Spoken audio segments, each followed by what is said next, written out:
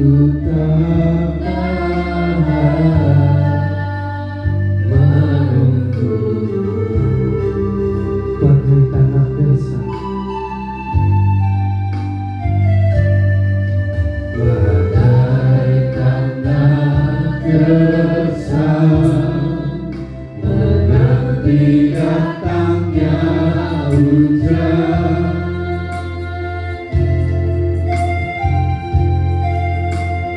Begitu pun jiwaku Tuhan, katakan hanya Engkau, hanya Engkau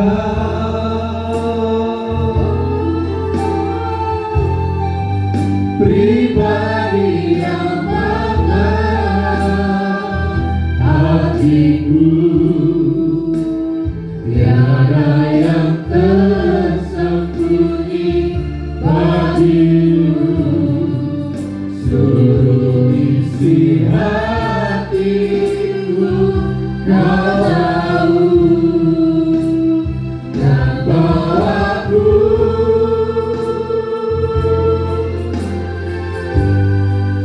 untuk lebih dekat lagi padamu, tinggal dalam indahnya ketetapan kasih-Mu. Kita pujikan pujian ini dari Allah seperti rusa yang harum, seperti rusa yang harum, rindu aliran sungai-Mu. Kami rindu ya Tuhan, hatiku tak tahan menunggu bagai tanah gersang,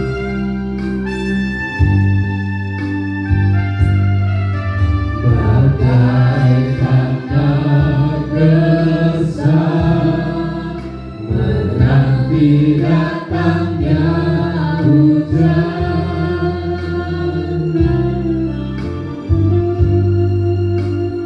Begitu pun jiwaku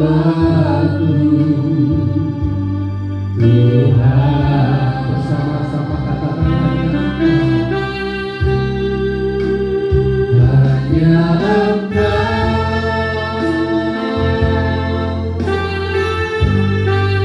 pribadi yang mengenal hatiku. Tiada yang tersembunyi bagimu, seluruh isi hatiku Kau tahu, dan bawaku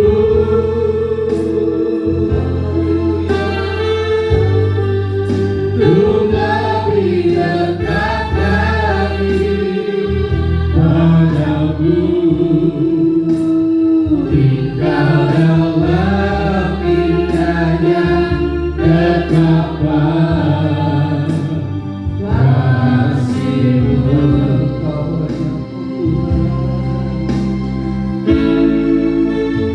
Hanya Engkau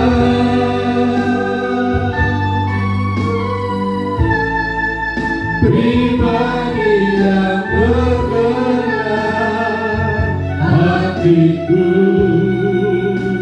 Tiada yang tersembunyi bagimu, seluruh isi hatiku Kau tahu, dan bawaku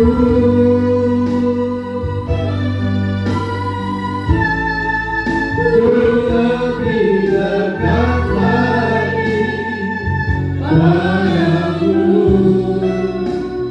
tinggal dalam indahnya ketetapan kasih-Mu. Katakan hanya Engkau, Mari bersama-sama bangkit berdiri. Hanya Engkau pribadi yang bergerak. Waktu dan tempat selanjutnya kami persilakan kepada hambanya yang akan menyampaikan firman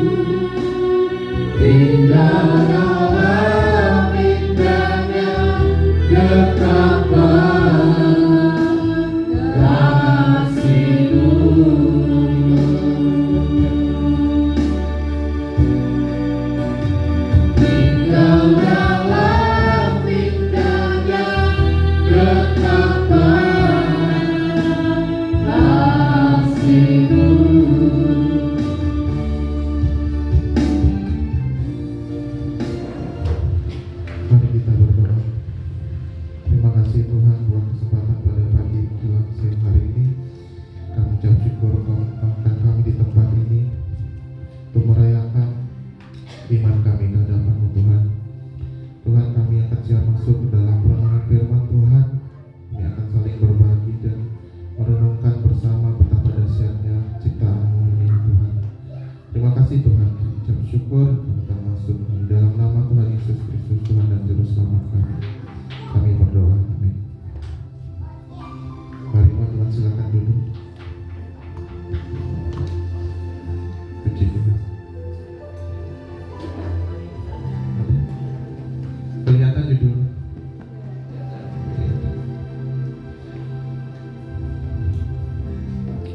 Shalom Bapak Ibu, saudara-saudari yang terkasih dalam Tuhan. Apa kabar? Ya, ya sudah lama, baru 2 minggu tidak berjumpa. Ya, saya saat ini sudah pindah domisili ya karena ada jenjang yang harus saya ikuti selanjutnya. Tapi saya yakin Bapak Ibu sudah tahu. Saya kemarin diberitahu kalau saya diminta untuk melayani, dan saya membawa topik yang menurut saya ini perenungan saya bertahun-tahun, bukan baru 1-2 hari, tapi ini bertahun-tahun ya. Kenapa bisa begitu? Karena dengan judulnya saja Bapak Ibu bisa lihat yang judulnya iman yang berakal budi. Jadi mengapa mengasihi Tuhan tidak pernah berarti mematikan nalar.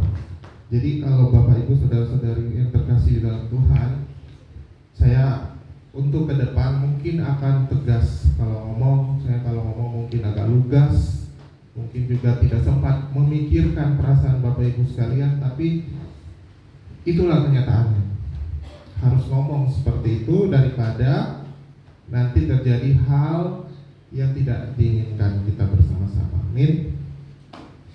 Ya, saya mendapatkan perenungan ini karena inspirasi bagaimana saya menjalani kehidupan saya, terus bagaimana saya melihat pasien-pasien saya, dan bagaimana saya melihat kehidupan komunitas sebagai gereja. Mari Bapak Ibu, kita buka sama-sama dulu ya dalam Matius 22 ayat 37, coba dibaca. Matius pasal 22 ayat yang ke-37 ya. Begini bunyi firman Tuhan. Jawab Yesus kepadanya, kasihilah Tuhan Allahmu ya, dengan segenap hatimu ya, dan dengan segenap jiwamu ya, dan dengan segenap akal budimu ya. Sudah kelihatan? Oke. Kita fokus ke part yang terakhir itu ya. Jawab Yesus kepadanya, anggaplah kepada kita semua, kasihilah Tuhan Allahmu dengan segenap hatimu, dan dengan segenap jiwamu, dan dengan segenap akal budimu. Jadi hati, jiwa, akal budi itu tuh satu tahapan yang tidak boleh dipisah-pisah. Tidak mungkin orang berjalan dengan hati saja tapi akalnya nggak ada. Tidak mungkin orang jalan dengan akalnya saja tapi hatinya nggak ada. Atau jalan dengan hati sama akal tapi jiwanya nggak ada. Saya tanya kepada Bapak Ibu, saudara-saudara sekalian, rasanya gimana ketemu orang yang punya hati tapi akalnya nggak ada? Ada satu kata yang bisa dicerminkan nggak di situ? Ada yang bisa bantu? Kalau nggak, ya mungkin kita di sini susah ya untuk interaktif. Tapi intinya, kalau saya bilang mungkin kita bisa bilang bodoh. Ya, hatinya ada, ya orangnya baik, tapi akalnya nggak ada gitu. Jadi kayak mungkin bodoh ya. Atau data apa? Dia jalan dengan akal budi, tapi hatinya nggak ada.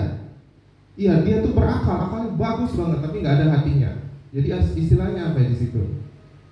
Bisa kesombongan, bisa orangnya sedikit-sedikit mudah marah, mudah menggerutu, karena memang akalnya bagus, tapi nggak ada hatinya. Atau punya hati, punya akal, tapi jiwanya nggak ada.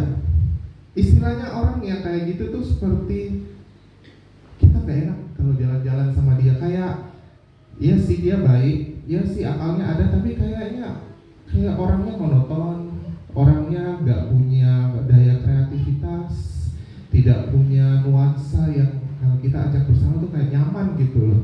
Karena dengan menjiwai hidup kita tuh satu dengan yang lain itu bisa memberi nuansa. Kalau cuma punya akal, punya hati, tapi jiwanya nggak ada tuh nuansa. Buat bersama-sama itu kayak gimana gitu ya? Mungkin robot mungkin ya, seperti itu.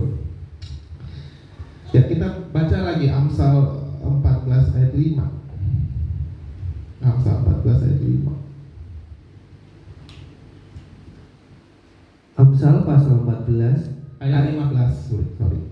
Amsal 14 ayat 15. Amsal pasal 14 ayat yang ke-15. Begini bunyi firman Tuhan. Ya. Orang yang tak berpengalaman percaya kepada setiap perkataan. Ya, orang yang tidak berpengalaman, apalagi yang masih muda, seumuran Sabta, Bersa, Andrew, Zena, pengalamannya masih kurang, tapi percaya pada setiap perkataan. Itu yang biasanya orang bilang kalau orang muda tuh mudah dihanyutkan karena pendiriannya belum tetap. Ngomongin apa-apa yang penting sesuai hatinya, ya akalnya nggak jalan ya, mungkin masih emosional, hati doang, bawa hati, perasaan. Jadi kalau ada yang ngomong ini bagus bisa, gitu. Atau pakai akal tapi nggak pakai hati, atau yang seperti yang tadi. Tetapi orang yang bijak memperhatikan langkahnya, step by step, langkah demi langkah. Karena ada iman, ada akalnya jalan, gitu ya. Nah ini realita. Alkitab mengatakan ini realita, kenyataan. Tanpa Alkitab ini pun kita sudah baca, kita bisa lihat dalam kehidupan kita sehari-hari. Kita pasti ketemu orang yang pakai hati tapi akalnya nggak ada yang pakai akal budi tapi nggak pakai hati, atau jiwanya nggak ada. Nah, Kisah Para Rasul 17 ayat 11. Nah, ini yang lebih paket lagi ketika sudah berhubungan dengan firman Tuhan. Kisah Para Rasul 17 ayat 11. Dimulai dari ayat 10 dulu. Mulai dari ayat yang ke-10. Begini bunyi firman Tuhan. Paulus dan Silas di Berea. Iya, Berea. Jadi di Berea ini ada suatu kisah yang akhirnya mengangkat topik ini menjadi lebih naik lagi. Ya. Tetapi pada malam itu juga segera saudara-saudara di situ menyuruh Paulus dan Silas berangkat ke Berea. Sesibanya di situ, pergilah mereka ke rumah ibadah orang Yahudi. Nah, jadi ibarat kata ada pendeta, mereka mungkin dari Jakarta. Kita ini orang Berea, terus mereka datang ke sini. Mereka ibadah sama-sama kita. Terus lanjut ayat 11. Orang-orang Yahudi di kota itu lebih baik hatinya. Itu.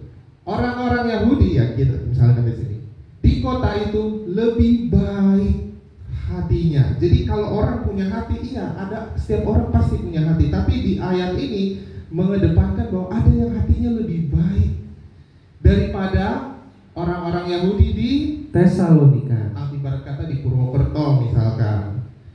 Karena mereka menerima firman itu ketika firman disampaikan mereka terima, terus dengan segala kerelaan hati, iya dengan hatinya rela, dan setiap hari mereka menyelidiki kitab suci untuk mengetahui apakah semuanya itu benar demikian. jadi firman itu disampaikan kepada mereka, mereka kemudian menerimanya dengan hati, dan tidak sampai di situ mereka menyelidiki itu cuma pakai hati saja, tidak, mengasihi Allah dengan segenap akal budi juga dipakai. Tapi itulah yang Tuhan sebutkan melalui tulisan Lukas dalam Kisah Rasul 17 ayat 11. Orang-orang ini adalah orang yang lebih baik hatinya.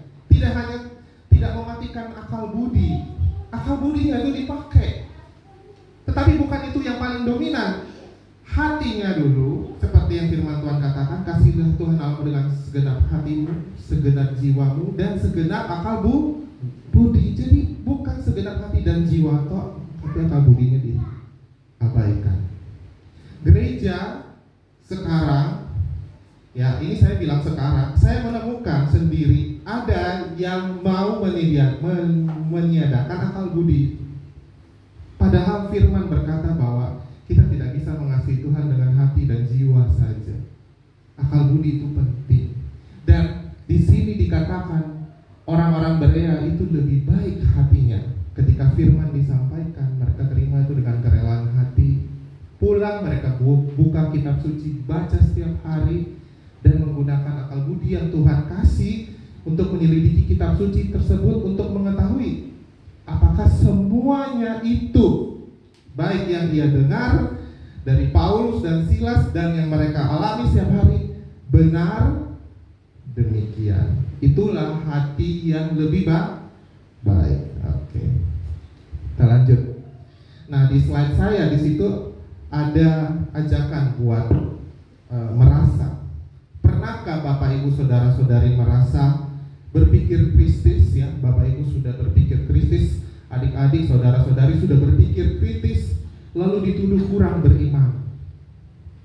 Gitu. Pernahkah ada yang seperti itu? Saya kan cuma sekedar berpikir kritis, Pak. Kenapa Bapak menganggap saya tidak beriman kepada Tuhan? Misalkan ada orang yang menuduh seperti itu. Atau yang kedua, pernah nggak merasa seperti ini? Sedang menimbang-nimbang dalam hati. Nah, dalam posisi menimbang-nimbang dengan kehati-hatian, tiba-tiba disamakan dengan orang yang seperti menolak Tuhan. Ketika kita mendengarkan suatu khotbah, sesuatu yang kita dengarkan, terus kita sedang menimbang-nimbang hal tersebut, tiba-tiba ada yang mengatakan bahwa perilaku kamu yang menimbang-nimbang itu menolak Tuhan. Pernahkah ada yang merasa seperti itu? Atau yang ketiga, merasa tertekan untuk membuktikan bahwa Anda tetap mencintai Tuhan. Jadi Bapak Ibu, saudara-saudari dalam posisi yang berpikir kritis, dalam posisi yang menimbang-nimbang seperti Berea tadi, pulang mendengarkan firman tetap menimbang untuk mendapatkan kebenaran Tuhan, untuk mengaplikasikannya. Dalam posisi menimbang seperti itu, Bapak Ibu saudara-saudari ditekan dan atau merasa tertekan dengan sikap seperti itu, seakan-akan tidak mencintai Tuhan. Pernahkah ada yang di posisi seperti itu? Saya pernah. Kenapa saya mengatakan saya pernah? Karena ada di posisi saya tahu hati saya mencintai Tuhan, tetapi yang melihat saya merasa seperti saya tidak mencintainya, sehingga menimbulkan gejolak di hati saya. Tetapi saya tidak mampu membela diri. Saya tidak mampu membela diri, nggak bisa. Karena apa? Saya melihat ada otoritas, ada kepemimpinan yang besar, sehingga saya tidak mampu untuk membuktikan kepada mereka. Tapi setelah saya pulang, saya memahami, oh, ini sebenarnya bisa jadi celah buat saya mengabaikan apa yang sudah sejak semula saya lakukan, yaitu berupaya untuk bisa mengasihi Tuhan dengan segenap hati, jiwa, dan akal budi. Dan nanti dengan kekuatan, karena kekuatan kita untuk mengasihi Tuhan bisa hilang kalau akal budi kita juga kita matikan. Bagaimana kita berharap kita punya generasi muda yang kuat tahan banting melawan tipu daya dunia ini kalau akal budinya dimatikan? Ya, kita lihat pemuda-pemudi tidak betah di gereja, berpikir kritis susah, akhirnya keluar ketemu dengan teman-teman dan diajak, saya tegas aja ya, diajak untuk suka dengan yang tidak seiman dan akhirnya membangun hubungan dengan yang tidak seiman karena mau berpikir kritis tidak bisa. Bagaimana dia mau tegas sama dirinya sendiri, sementara di dalam gereja sekalipun mengajarkan buat tegas sampai ke level akal budi belum kuat. PR kita di situ. Oke. Nah, di sini saya katakan bahwa iman dan akal budi itu bukan musuh. Iman itu Tuhan beri dan akal budi itu juga Tuhan beri. Rasio, logika itu Tuhan juga kasih. Tidak ada di situ yang bertentangan. Kadang yang membuat itu bertentangan adalah manusia, ya. Kembali lagi.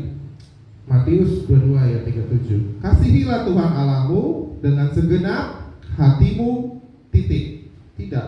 Kasihilah Tuhan Allahmu dengan segenap hatimu dan dengan segenap jiwamu dan dengan segenap akal budimu. Nah, Yesus sendiri menempatkan akal budi sejajar dengan hati dan jiwa sebagai cara mengasihi Tuhan, bukan sebagai penghalangnya. Kita anggap logika kita, rasio, logika itu bukan kontennya, ya, bukan apa yang kita isi di otak kita, bukan, tapi fungsinya.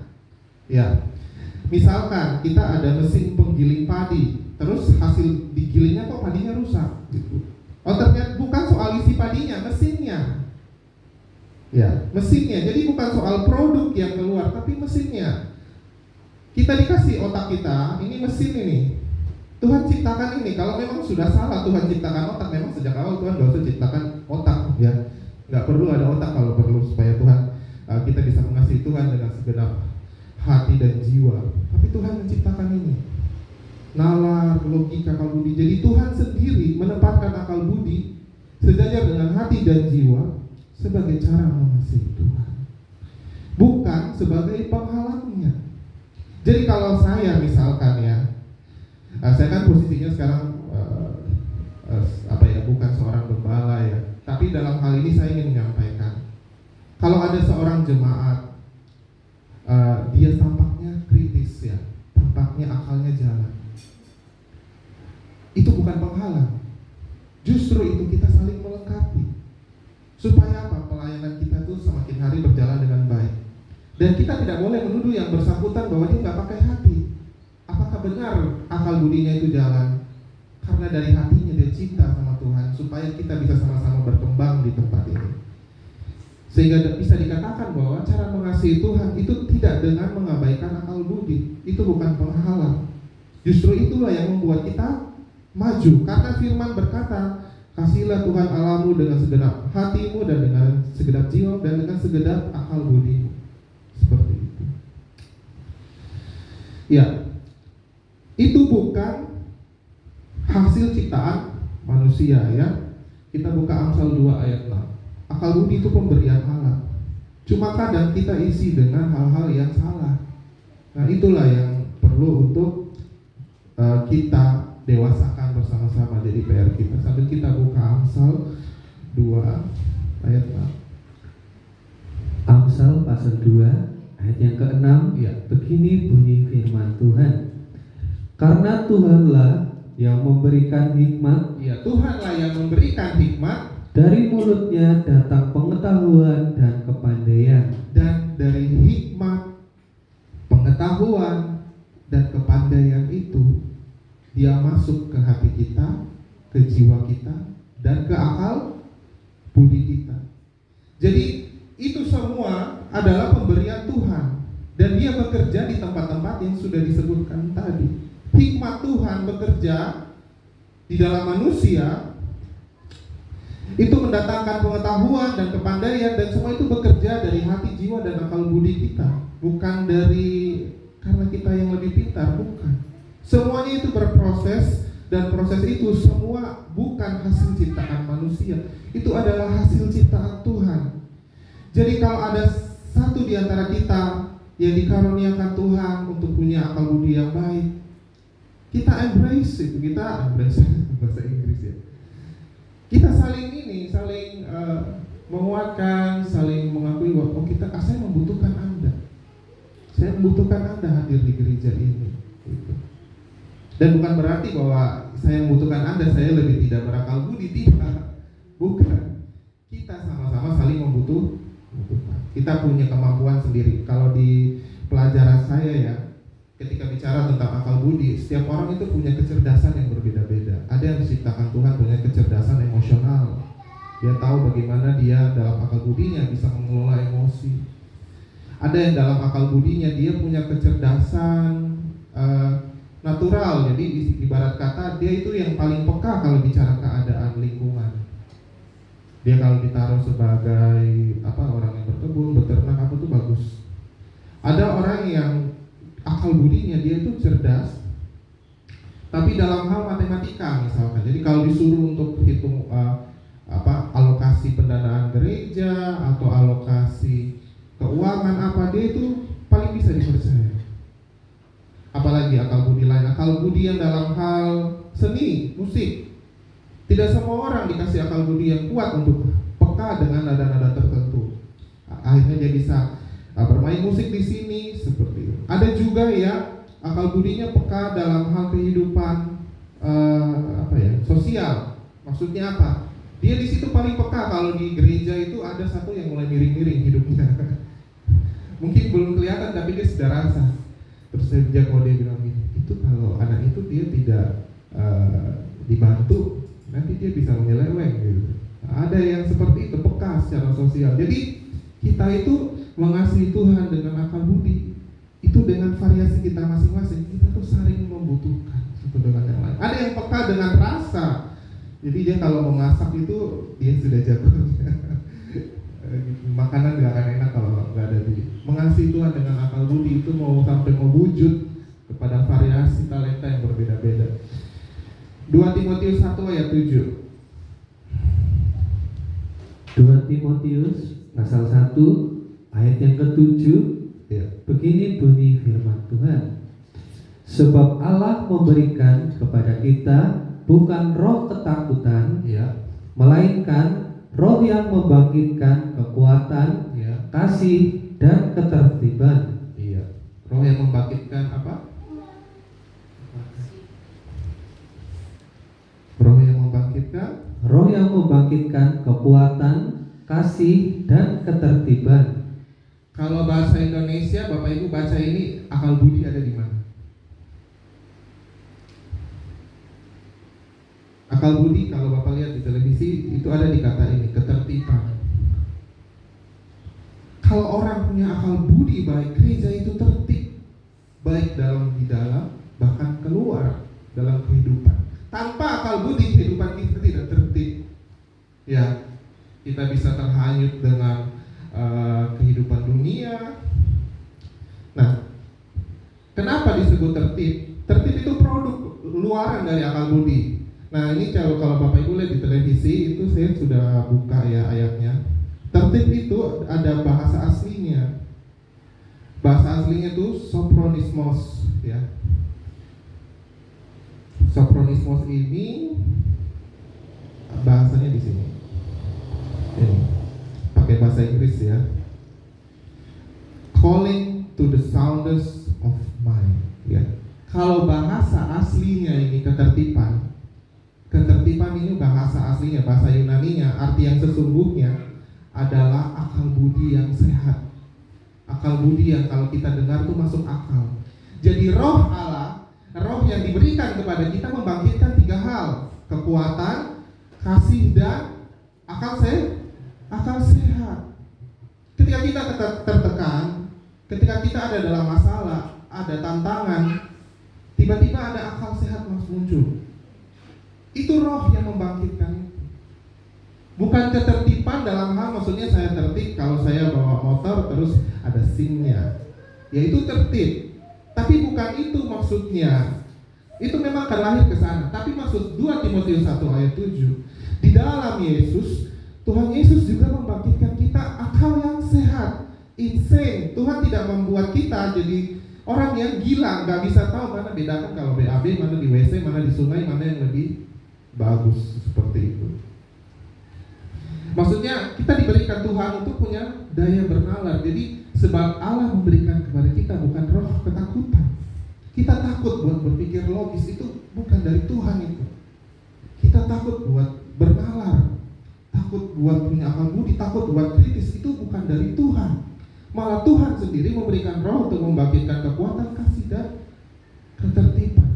Kalau pakai bahasa Indonesia nanti kita anggap ini produk. Bukan. Kalau pakai bahasa yang sesungguhnya, ketertiban ini adalah sound mind. Sound mind artinya pikiran yang sehat, yang kalau masuk ke telinga kita langsung kita mudah, oh. Dan nanti akhirnya muncul pengendalian diri, tertib, ada pengendalian diri. Kenapa orang bisa mengendalikan diri? Karena dia di akalnya sehat. Gitu. Orang yang tidak bisa mengendalikan diri itu akalnya itu dikontaminasi dengan banyak sekali hal-hal yang tidak tepat. Seperti itu. Iya. Kembali lagi. 1 Korintus 14 ayat 20. 1 Korintus pasal 14 ayat yang ke-20. Iya. Begini bunyi firman Tuhan. Saudara-saudara, janganlah sama seperti anak-anak dalam pemikiranmu. Iya. Jadilah anak-anak dalam kejahatan, tetapi orang dewasa dalam pemikiranmu. Ya. Janganlah sama seperti anak-anak dalam pemikiranmu. Ayat ini pun mengajak kita untuk punya pikiran yang dewasa. Hidup itu punya pemikiran. Pikiran kita perlu untuk disetting ke arah yang kedewasaan. Jadi ibarat kata akal budi kita ini juga penting buat diatur. Ya, perlu untuk dipertimbangkan, bukan diabaikan. Karena kalau misalkan kita abaikan, kita bilang jangan kamu pakai otakmu kalau ibadah. Wah, saya tidak setuju. Otak kita pakai buat mengasihi Tuhan, bukan buat mengkritisi Tuhan. Kalau maksudnya itu ya mengkritisi, ya itu lain lagi. Ibarat kata kita mau menyamakan orang kalau masuk gereja pakai otaknya, kita anggap dia ateis. Enggak. Justru saya pakai otak saya karena saya mau mengasihi Tuhan, gitu. Dan itu saya pakai supaya saya jadi semakin dewasa. Jadilah anak-anak dalam kejahatan, maksudnya jadi anak-anak dalam kejahatan. Ketika ada kejahatan, ya kita jangan ikut-ikutan ke situ lah. Jadi maksudnya kalau anak-anak diajarin, kalau dibilang tidak ya nak, kalau iya, nanti dia ikut. Bilang enggak, gitu, enggak mau gitu. Kita nggak perlu berpikir terlalu dewasa untuk menimbang-nimbang kalau itu jahat atau enggak. Kalau sudah tahu jahat ya enggak gitu. Tetapi orang dewasa dalam pemikiranmu, maksudnya apa? Kita tetap mengasihi orang itu kalau orang itu berbuat salah. Tapi kita tidak ikut-ikutan. Itu maksudnya seperti ini. Jadi Rasul Paulus juga bicara, kita buka 1 Korintus 14 ayat 15 ke atasnya coba. Ayat yang ke-15. Jadi apakah yang harus kubuat? Ya. Aku akan berdoa dengan rohku, tetapi aku akan berdoa juga dengan akal budiku. Ya, berdoa itu juga bukan cuma ngeroh aja. Ada orang yang fokus berdoa ngeroh aja, tapi akal budinya nggak dipakai. Gitu. Maaf ya, kadang-kala ada orang yang ikut dalam suatu kelompok berdoa. Saya pernah ada di posisi itu. Berdoa sampai pinggang saya sakit. Maaf, saya ada LBP. LBP itu penyakit medis namanya low back pain. Saya berharap saya bisa keluar dulu dari situ untuk kasih lurus pinggang saya. Tapi karena saya tertekan, nanti dibilang kalau kamu keluar dari situ kamu menyalahi roh. Jadi kamu harus tetap bertahan di situ berdoa sampai pinggangmu sakit. Beneran selesai itu pinggangku sakitnya luar biasa. Jadi maksudnya apa? Berdoa dengan akal budi itu juga bisa melihat diri kita. Kalau memang badan kita lagi nggak fit, kita lagi tidak tidak kuat atau mungkin ada posisi tertentu, Tuhan tidak memaksakan itu. Berdoa berlama-lama di situ tapi Anda sakit, apa Anda mengasihi Tuhan? Begitu. Itu hal kecil sih, tapi ada ayatnya. Berdoa itu gak cuma ngeroh aja, tetapi aku berdoa juga dengan akal budiku. Aku menyanyi dan memuji dengan rohku. Iya, kita menyanyi bersorak-sorai memuji Tuhan, haleluya, teriak ye ye ye. Tetapi aku juga bernyanyi dan memuji Tuhan dengan akal budiku. Saya punya contoh kehidupan waktu saya kuliah. Kami itu ibadah di suatu rumah, dan itu rohnya luar biasa. Menyanyi sampai kayaknya satu RT itu tahu semua. Tapi ternyata kita nggak tahu di depan kita itu ada ibu-ibu punya anak, dia Kristen juga, bayi masih kecil. Dia sudah minta tolong kalau bernyanyi jangan terlalu keras. Anak saya nangis terus, kalau saya coba tidurkan. Saya kan bukan pemimpin di situ, jadi saya ikut aja. Pemimpinnya tetap bersikeras sampai selesai, akhirnya berkelahi di situ. Padahal sama Kristen. Artinya apa? Kita memuji, menyanyi bagi Tuhan, pakai roh iya, tapi akal budi juga dipakai. Seperti itu. Kenapa? Karena kita bisa buat keadaan berbalik di lingkungan sekitar kita. Menyanyi, memuji Tuhan, berdoa, itu tuh tidak hanya roh saja ya, tapi akal budi kita dipakai. Rasul Paulus bilang dalam catatan kecil juga berbicara tentang berdoa dan bernyanyi, baik dengan roh maupun dengan akal budi. Keduanya penting, bukan hanya membangkitkan emosi saja. Iya, kalau orang roh kadang itu emosinya jalan, jadi sedih, jadi kayak emosinya kayak marah, kayak wah gitu. Tapi apa istilahnya, akal budi pakai gitu. Ada yang seperti itu.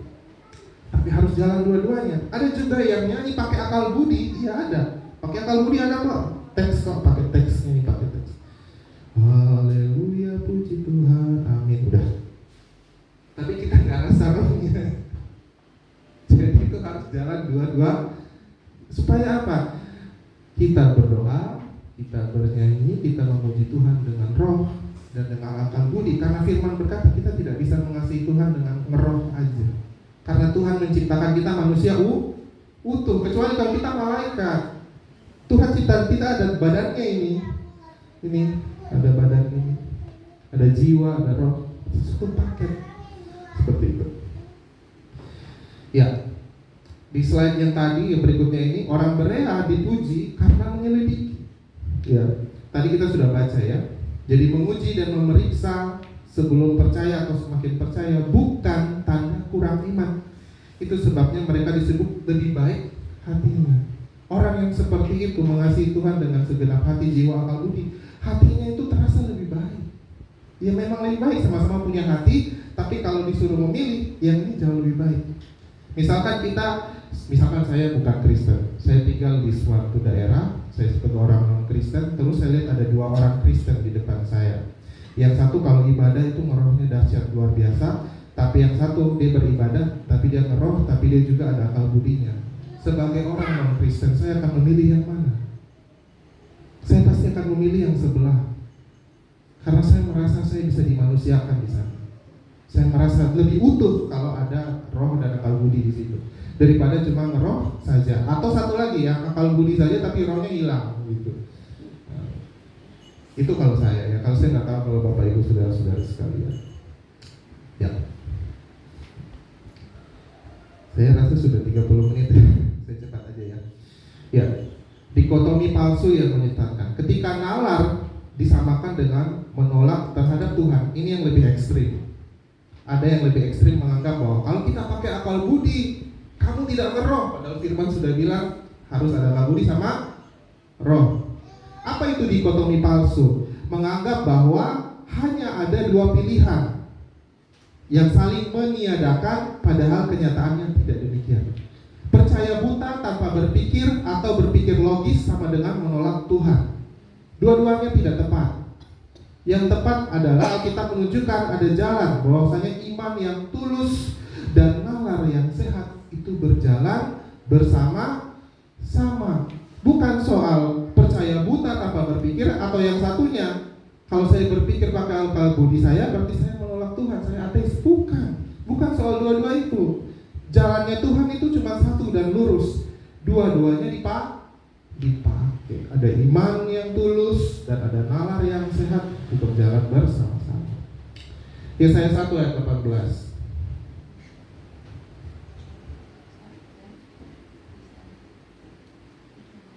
Yesaya pasal 1 ayat yang ke-18. Iya. Begini bunyi firman Tuhan.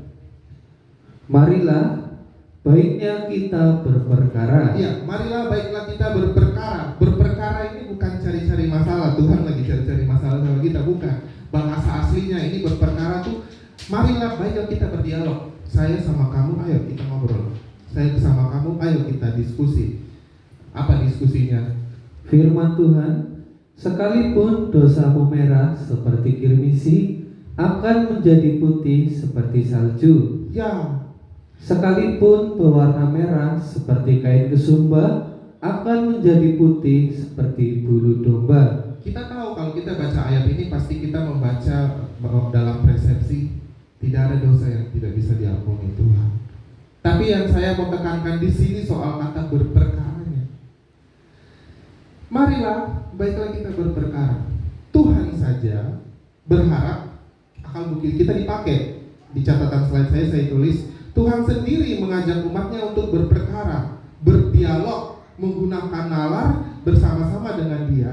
Tuhan tidak takut pada pertanyaan dan pertimbangan yang jujur dari kita tentang apapun dosa kita. Apapun yang kamu tanya tentang aku, Tuhan bilang, tentang dosamu, apapun perkara yang kau sampaikan lewat nalarmu kepada saya berperkara dengan kamu. Sekalipun dosamu merah seperti kirmisi, akan menjadi putih seperti salju. Dalam hal ini apa? Tuhan tidak pernah menolak kita untuk berdialog dengan Dia dalam memakai akal budi kita. Karena Tuhan selalu punya jalan buat kita. Gitu. Ya, kita lanjut pada slide ketiga ya. Ketika kita ditekan atau disalahpahami, menghadapi tuduhan yang tidak mendasar ya. Kita pernah mungkin dituduh, kalau saya pernah dituduh, kamu tuh pakai akal budi kamu tidak cocok. Padahal roh saya juga sedang berjalan. Padahal benar di hadapan Tuhan. Bapak Ibu coba buka Ayub 42 ayat 7. Jadi Ayub ini kena musibah. Keluarganya porak-poranda hancur semuanya. Terus datanglah 3 orang temannya. Bukannya berkata baik, teman-temannya berkata tidak tentang dia. Jadi seakan-akan sampai mengkritisi dia, sampai seakan-akan dia lah yang salah. Ayub 42 ayat 7. Ayub pasal 42 ayat 7 Ya. Begini bunyi firman Tuhan. Keadaan Ayub dipulihkan. Iya. Setelah Tuhan mengucapkan firman itu kepada Ayub, maka firman Tuhan kepada Elifas, orang teman, murkaku menyala terhadap engkau. Murkaku menyala terhadap engkau. Tuhan marah bukan ke Ayub, kepada Elifas. Ya. Murkaku menyala terhadap engkau dan terhadap kedua sahabatmu, karena kamu tidak berkata benar tentang aku seperti hambaku Yakub. seperti hambaku Ayub. Ya. Kamu tidak berkata benar tentang aku seperti hambaku Ayub. Ayub tetap tidak tergoyahkan dalam keadaannya itu. Dia dikritisi habis-habisan. Kayaknya kamu buat dosa deh, makanya kamu begitu. Kayaknya kamu begini deh, makanya kamu begitu. Jadi dikata-katai dia segala macam. Jadi tekan dengan segala macam sampai mungkin dia bisa mempertanyakan dirinya sendiri, saya ini waras apa enggak? Tapi Ayub tetap berkata benar di hadapan Tuhan. Artinya apa? Kalau kita ada di posisi di mana kita ingin tetap mengasihi Tuhan dengan akal budi, tapi kita ditekan, bahwa kamu tuh harusnya ngeroh aja gitu. Nggak usah kita buktikan itu di hadapan mereka. Kenapa? Kita tetap hidup, melakukan yang benar, berkata dengan benar. Nanti niscaya Tuhan sendiri akan melakukan pembelaan. Karena apa? Yang berkata benar, firman Tuhan sendiri berkata, mengasihi Tuhan itu tidak hanya dengan akal budi, tapi dari awal ada hati, jiwa, akal budi, terus lahirlah kekuatan kita untuk mengasihi Tuhan. Ayub itu di posisi seperti itu. Sahabat-sahabat Ayub menuduh penderitaannya pasti karena dosa atau karena kesalahan berpikir. Tetapi Ayub tetap teguh meski tertekan oleh tuduhan yang salah. Dan akhirnya dia tetap selalu bisa berkata-kata yang benar tentang Tuhan. Sehingga Tuhan akhirnya membenarkan Ayub di akhir kitab Ayub itu. Gitu. 1 Samuel 16 ayat 7.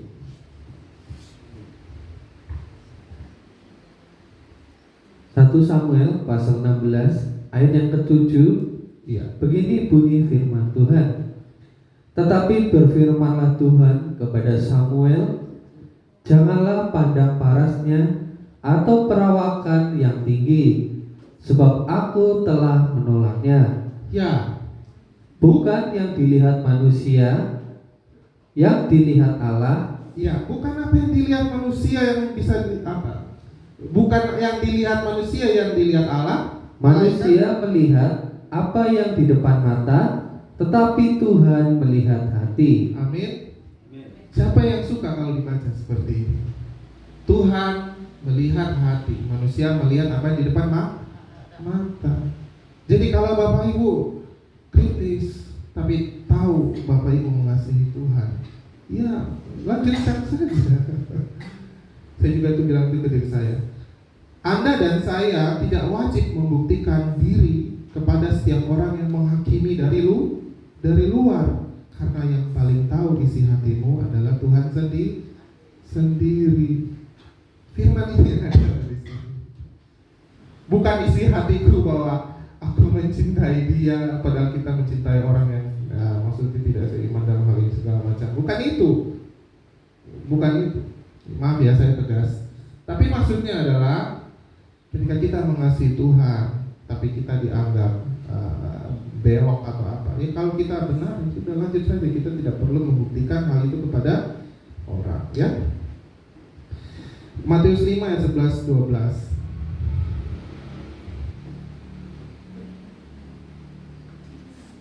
Matius pasal 5 ayat yang ke-11 dan ke-12.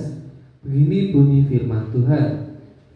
Berbahagialah kamu jika karena aku kamu dicela dan dianiaya, dan kepadamu difitnahkan segala yang jahat.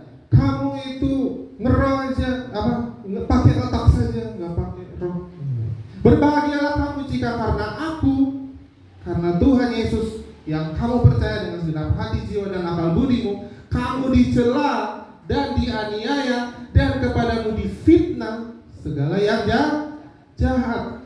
Yang paling simpel yang jahat seperti Ayub, kamu tuh kayaknya tidak taat Tuhan deh, makanya kamu di gereja kayak gitu. Bukan.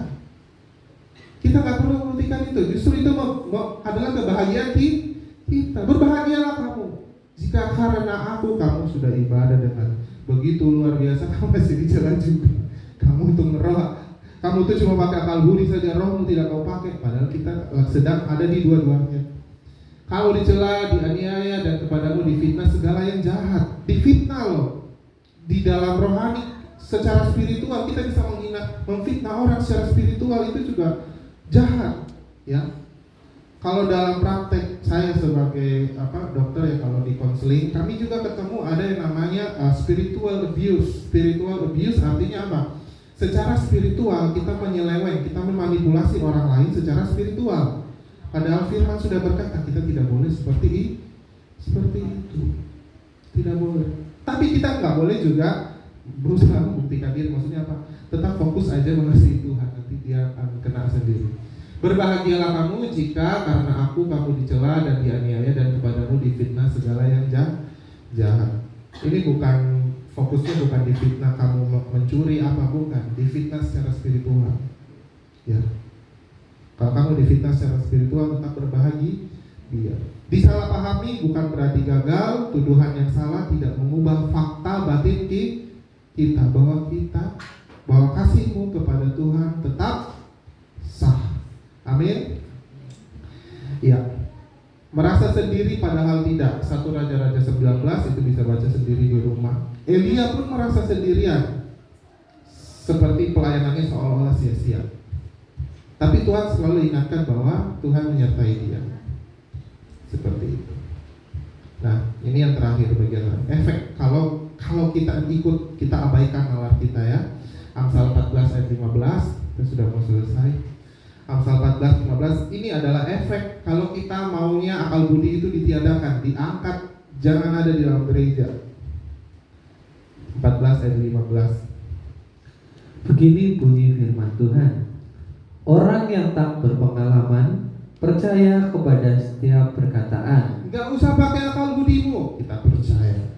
Terus, Tetapi orang yang bijak memperhatikan langkahnya. ya, kalau kita percaya saja dengan perkataan seperti itu, kita tidak akan bijaksana. Susah nanti dalam kehidupan kita kalau kita jadi orang yang tidak bijaksana, ya.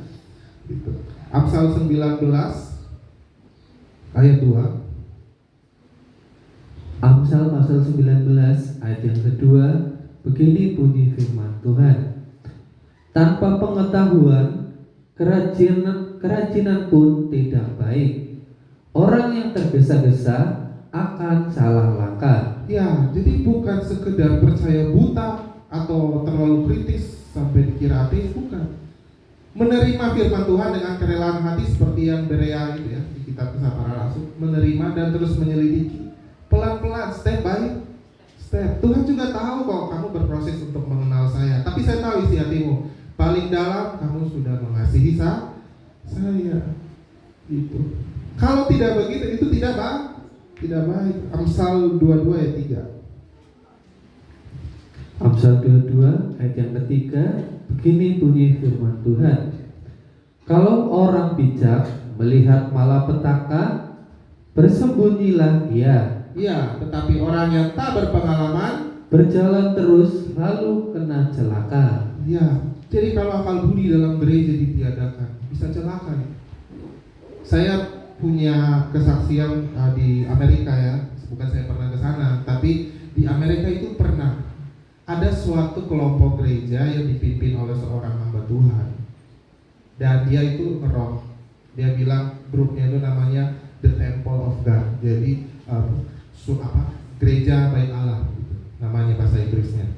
Terus dia punya pengikut hampir kurang lebih 1996 orang. Tapi dalam prosesnya semua orang yang di situ dipaksa untuk ngeroh aja, nggak pakai akal budi. Sampai akhirnya kehidupan sosial di situ juga mulai mencurigai orang-orang ini. Mulai dicurigai sampai didatangkan polisi. Tapi polisi itu setelah datang mereka malah lari. Mereka mengungsi ke suatu daerah yang terpencil, itu tanah milik mereka.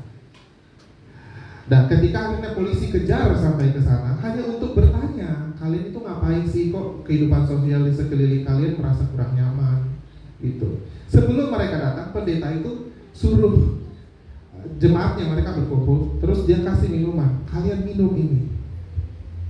Saya dapat ilham kalau kalian minum ini, kita bisa masuk surga.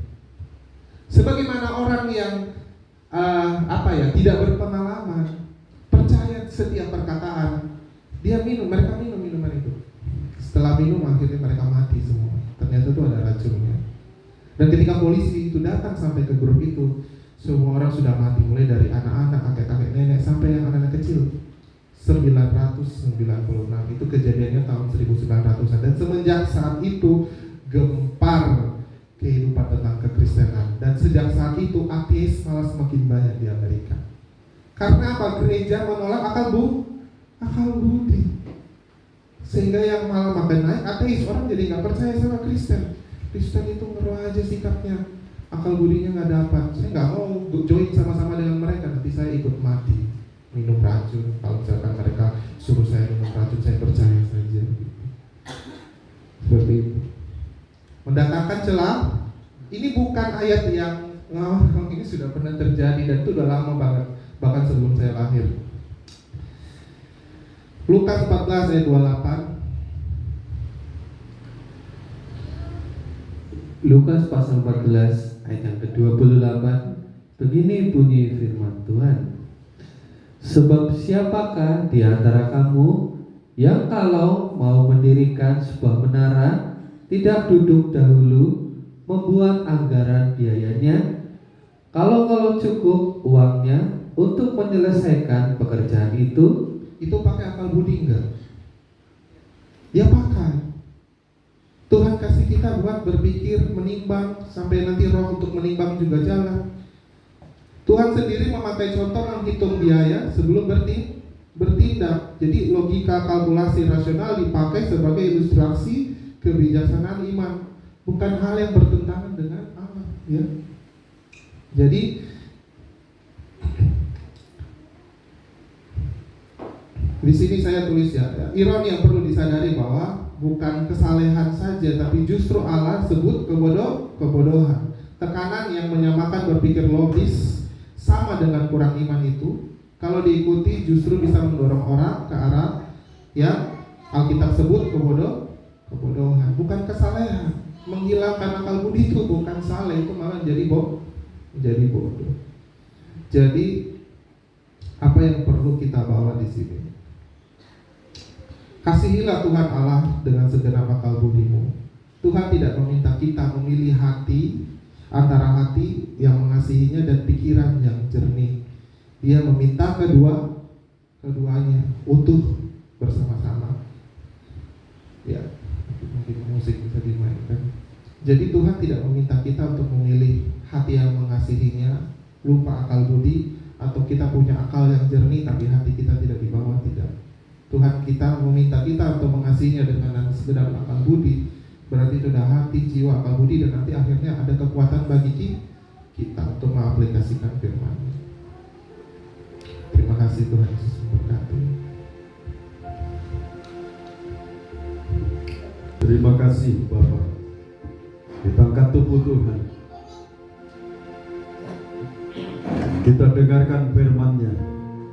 Dan ketika mereka sedang makan, Yesus mengambil roti, mengucap berkat, memecah-mecahkannya, lalu memberikannya kepada murid-muridnya dan berkata, ambillah, makanlah, inilah tubuhku. Kita makan dalam nama Tuhan Yesus Kristus.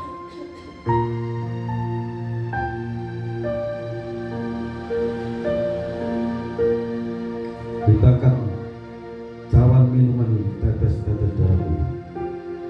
Sesudah itu ia mengambil cawan, mengucap syukur, lalu memberikannya kepada mereka dan berkata, minumlah kamu semua dari cawan ini, sebab inilah darahku, darah perjanjian yang ditumpahkan bagi banyak orang untuk pengampunan dosa.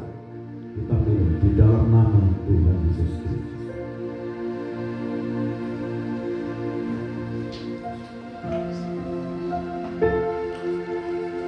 Penyertaan dan perlindungan, jauhkan marah, malapetaka, musibah, bencana, alam, kecelakaan, niat-niat orang jahat, Tuhan jauhkan, Tuhan singkirkan, Tuhan halukan. Diberkati setiap langkah mereka, dibuatnya berhasil oleh Tuhan, didatangkan rezeki dari berbagai penjuru. Terima kasih Bapak. Keluarga anak masing-masing diberkati, saudara sanak famili masing-masing diberkati. Terima kasih Bapak, segala puji, hormat, syukur bagi Engkau. Dalam nama Tuhan Yesus Kristus, Bapak, Ibu, saudara kekasih dalam Tuhan, sekarang terimalah berkat, anugerah, damai dan sejahtera dari Allah Bapa, Sang Putra dan Roh Kudus dilimpahkan dalam kehidupan kita bersama-sama. Kita nikmati penyertaan Tuhan, kita menikmati berkat-berkat dari Tuhan.